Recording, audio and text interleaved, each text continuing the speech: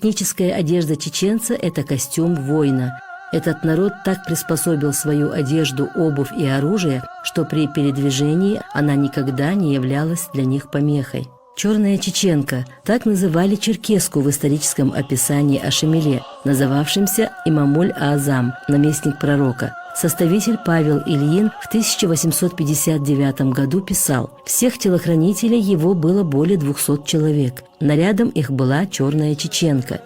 Чеченка вроде казакина или архалука, с патронами по обеим сторонам груди, ноговицы из желтой кожи от колена до ступни, вроде штиблет». Андрей Юров, 1843 год, на Кавказе, кавказский сборник «Тифлис», пишет: «Шамиль, желая иметь постоянно в готовности часть горцев, учредил муртазеков. Шамиль желал обмундировать муртазеков и приказал собрать с каждого дыма по 1 рублю серебром, дабы дать муртазекам сшить себе костюм наподобие чеченских».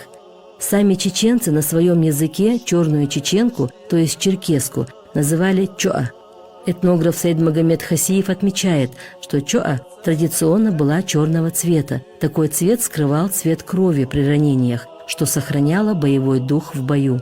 Она соответствовала представлению горцев о красоте мужской фигуры, подчеркивала широкие плечи и тонкую талию, выявляла стройность, подтянутость, силу и ловкость.